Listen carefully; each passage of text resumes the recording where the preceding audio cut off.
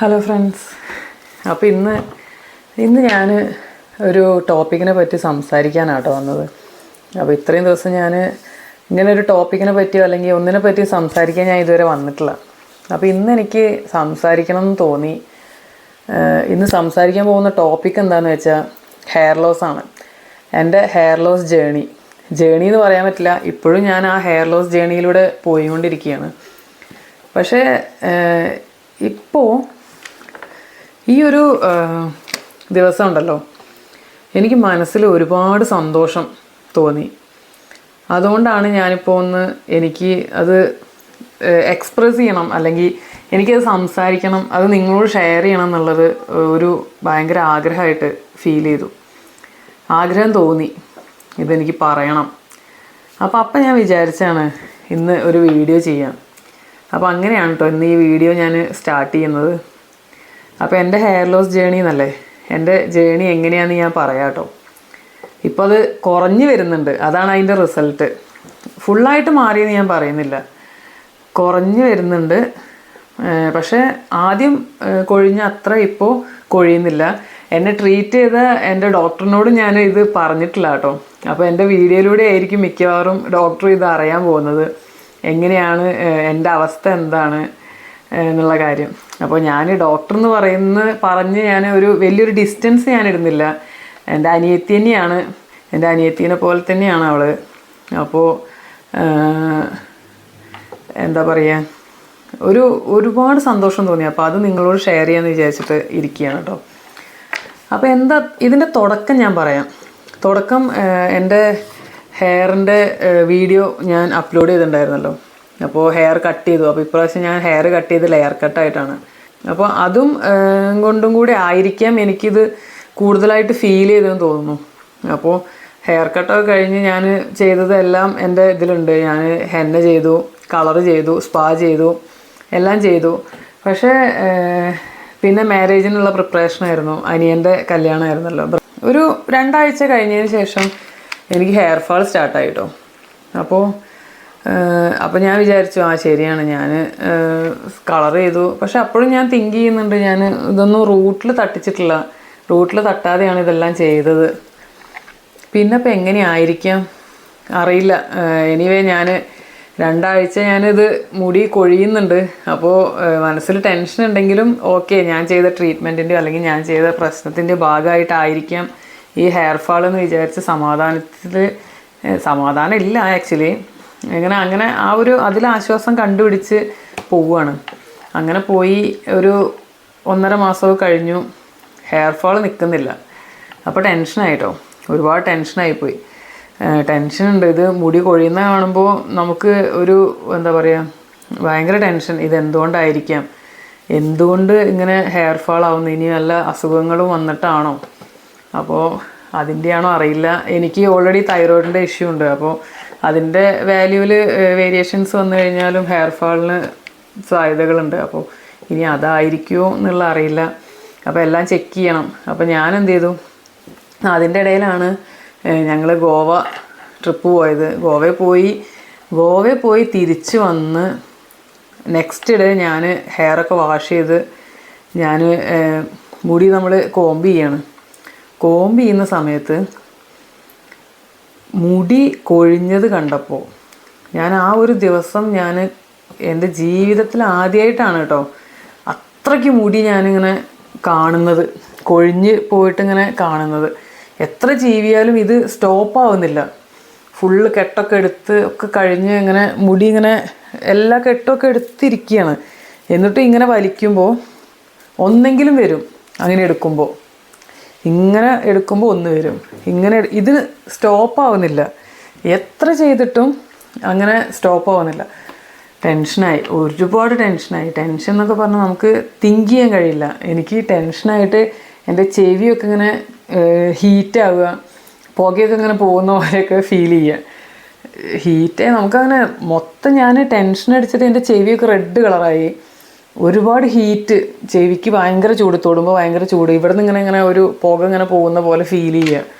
ശരിക്കും അതൊക്കെ സത്യമാണെന്ന്, അങ്ങനെയൊക്കെ ഉണ്ടാവും എന്നുള്ളൊരു ഫീല് വന്നത് അപ്പോഴാണ് കേട്ടോ. കാരണം അത്ര മുടിയാണ് എനിക്ക് നിലത്ത് ഇത് ഞാൻ കാണുന്നത്.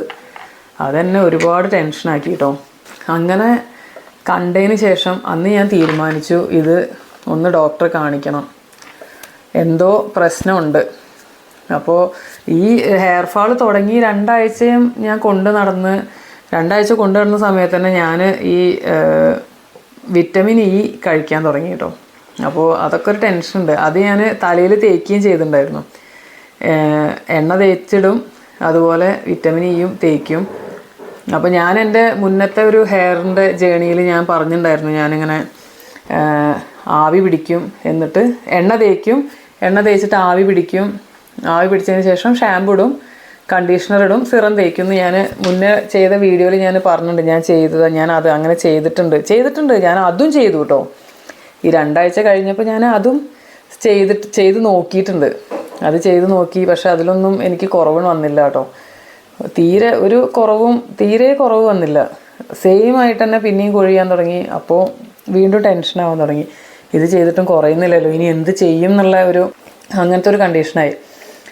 അപ്പോൾ പിന്നെയാണ് ഈ ഞാൻ പറഞ്ഞില്ലേ, ഗോവയിൽ പോയി വന്ന് നെക്സ്റ്റ് ഡേ ഞാൻ ഹെയർ വാഷൊക്കെ ചെയ്ത് മുടി പോകുന്നത് കണ്ടിട്ട് ഞാൻ ടെൻഷനായത് എനിക്ക് ജീവിതത്തിൽ മറക്കാൻ പറ്റില്ല. അത്രയ്ക്ക് ടെൻഷനായി ഞാൻ. ഒരു ദിവസം ഒരു നേരം ഞാൻ ഇത് കണ്ട സമയത്ത് ടെൻഷൻ അടിച്ചത് എത്രയാണെന്ന് എനിക്കത് പറഞ്ഞറിയിക്കാൻ വയ്യ.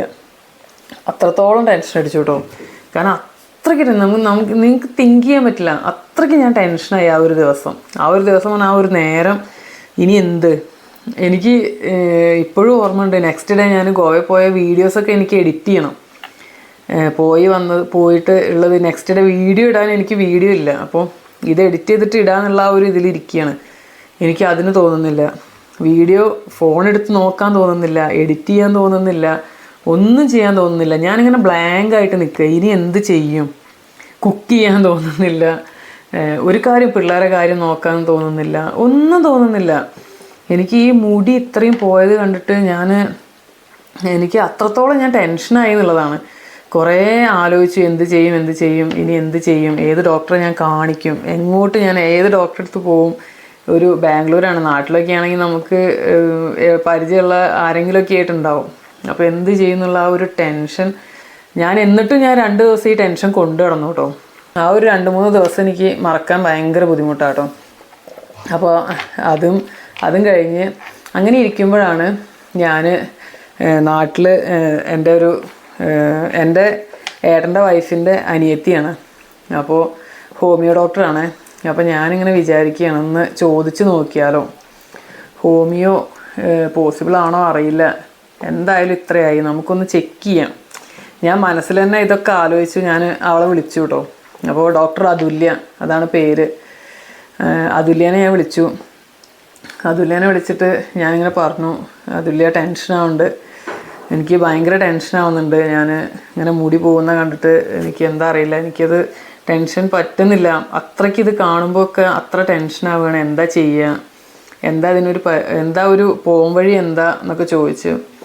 അപ്പോൾ എന്നോട് കാര്യങ്ങളൊക്കെ ചോദിച്ചു. താരനുണ്ടോ തലയിൽ, വേറെ എന്തെങ്കിലും ടെൻഷൻ ഉണ്ടോ, വേറെ എന്തെങ്കിലും ചെയ്തോ. ടെൻഷൻ എന്ന് പറഞ്ഞാൽ ചിലപ്പോൾ ടെൻഷൻ ഉണ്ടെങ്കിലും മുടി കൊഴിയുമെന്ന് പറഞ്ഞു. അപ്പോൾ എന്താ ഈ ടെൻഷൻ തന്നെ അടിച്ചിട്ട് ചിലപ്പോൾ പിന്നെയും മുടി കൊഴിയും.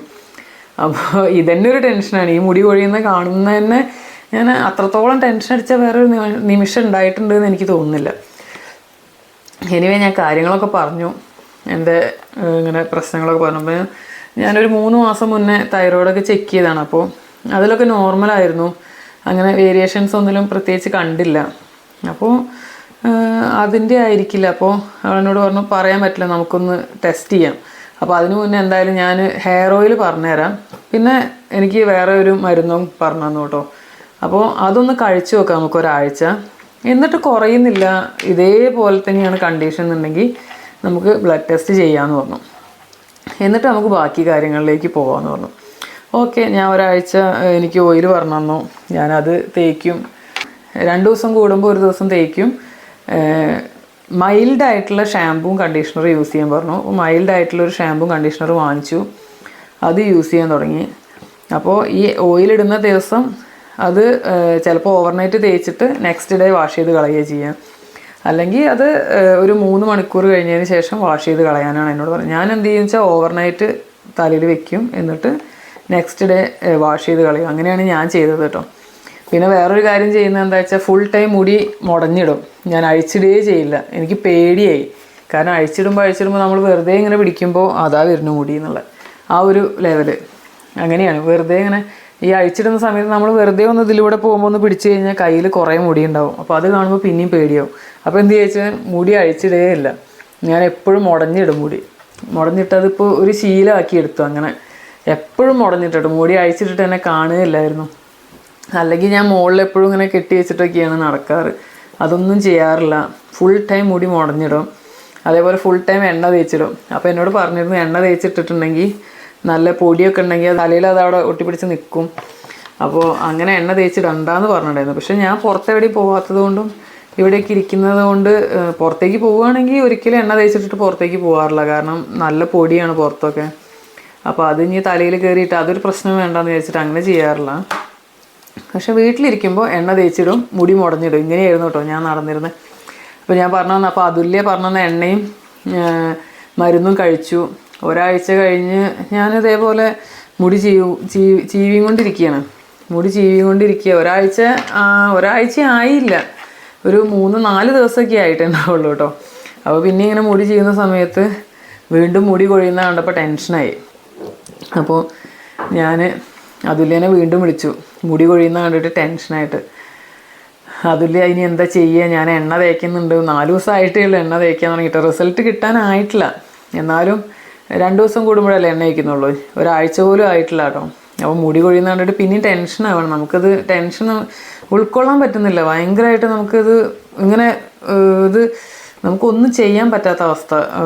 ഒരു പണി എടുക്കാൻ പറ്റുന്നില്ല, ഒന്നും എഡിറ്റ് ചെയ്യാൻ പറ്റുന്നില്ല, ഫോൺ എടുക്കാൻ പറ്റുന്നില്ല, കുക്ക് ചെയ്യാൻ തോന്നുന്നില്ല. ഫുൾ ടൈം ഇതിങ്ങനെ ആലോചിച്ചിരിക്കുകയാണ്. എന്ത് പറ്റി, എന്തുകൊണ്ടായിരിക്കും മുടി പോകുന്നത്, എന്താ ഇത് നിൽക്കാത്തത്, ഇങ്ങനെയൊക്കെ ആലോചിച്ച് ടെൻഷൻ അടിക്കാനേ നേരം ഉണ്ടായിട്ടുള്ളൂ. അപ്പോൾ ഞാൻ വിളിച്ചല്ലോ വൈകുന്നേരം ഇങ്ങനെ കണ്ടപ്പോൾ ഞാൻ വീണ്ടും വിളിച്ചു.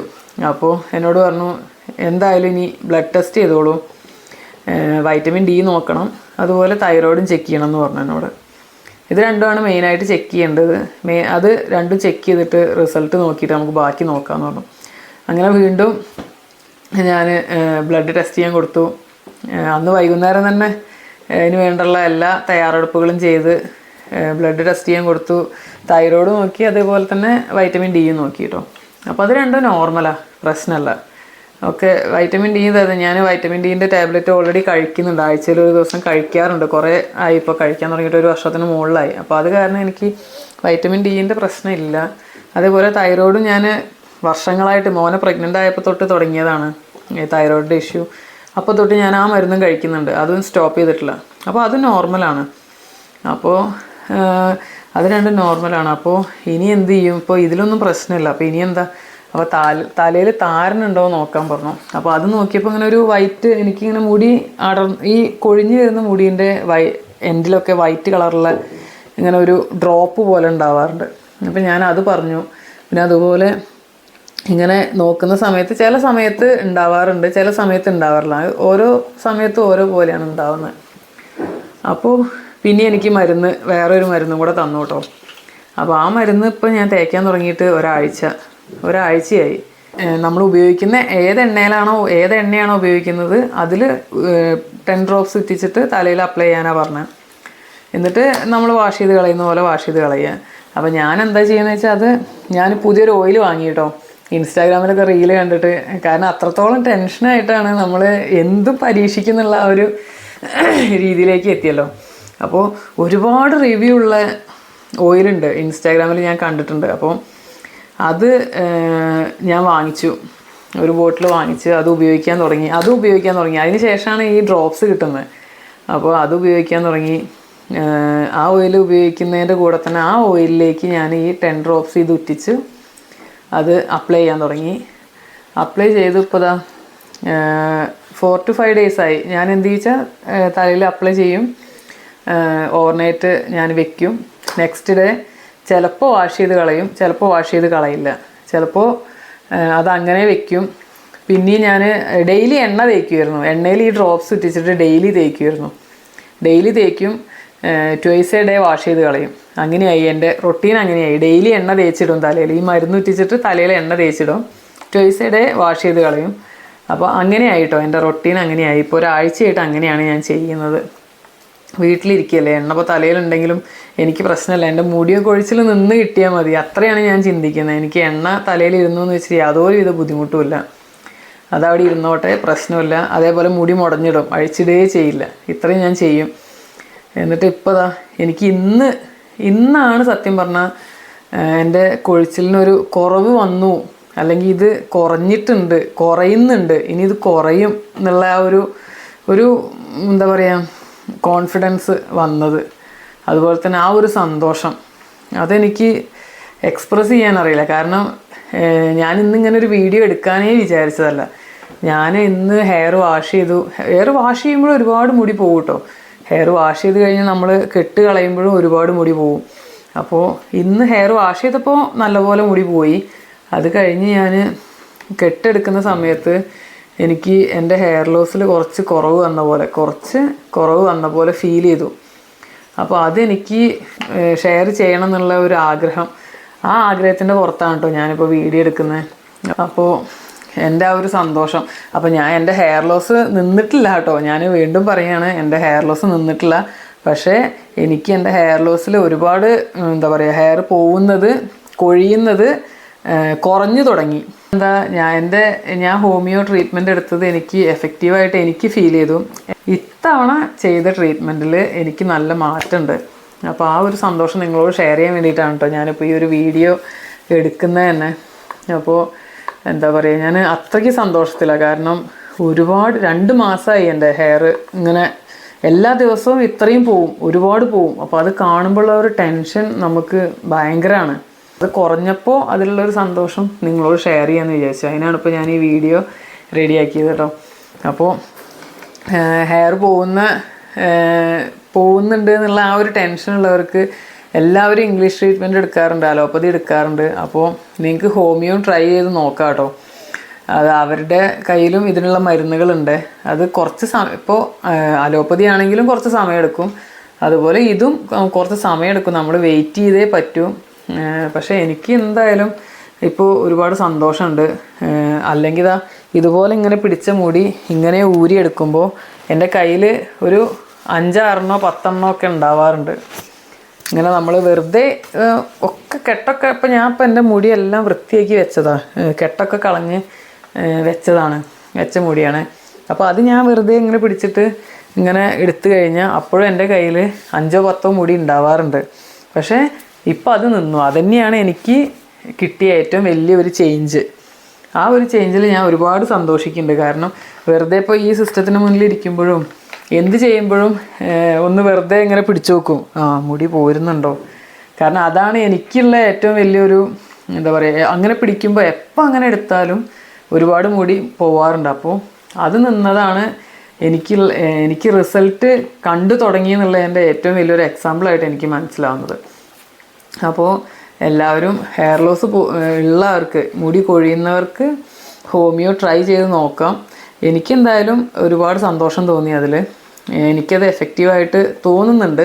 അപ്പോൾ ഇനി ഞാനിത് കണ്ടിന്യൂ ചെയ്യുകയാണ്. ഞാൻ ഇൻസ്റ്റഗ്രാമിൽ നിന്ന് റീല് ഒരുപാട് മുന്നേ റീല് കാണുന്നുണ്ട് കേട്ടോ. ഇതിൻ്റെ പരസ്യം ഞാൻ കാണുന്നുണ്ട്, ഒരുപാട് പേര് പറഞ്ഞിട്ടും കാണുന്നുണ്ട്. പക്ഷെ ഞാൻ ഇതുവരെ സത്യം പറഞ്ഞാൽ വാങ്ങിയിട്ടുണ്ടായിരുന്നില്ല, അതിൻ്റെ ഒരു ആവശ്യം ഉണ്ടായിരുന്നില്ല. പക്ഷെ ഇപ്പോൾ മുടി പോകാൻ തുടങ്ങിയപ്പോൾ ഞാൻ വാങ്ങിച്ചതാണ് ഓയിൽ. അപ്പോൾ അതിലാണ് ഇപ്പോൾ ഈ 10 ഡ്രോപ്സ് മരുന്ന് ഉറ്റിച്ചിട്ട് ഞാൻ ഇത് ചെയ്യുന്നത്. അപ്പോൾ ഇതാണ് കേട്ടോ എൻ്റെ ഹെയർ ലോസ് ജേണി കഴിഞ്ഞിട്ടില്ല, ഇതെപ്പോഴും കണ്ടിന്യൂ ചെയ്തുകൊണ്ട് നിൽക്കുകയാണ്. ഞാനിപ്പോഴും മരുന്ന് എടുക്കുന്നുണ്ട്.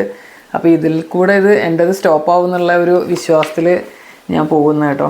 താങ്ക് യു അതുല്യ, എനിക്ക് മരുന്ന് പറഞ്ഞു തന്നതിന്, സജസ്റ്റ് ചെയ്ത് തന്നതിന്, എനിക്ക് ധൈര്യം തന്നതിന്, എല്ലാത്തിനും ഒരുപാട് താങ്ക് യു. ബൈ.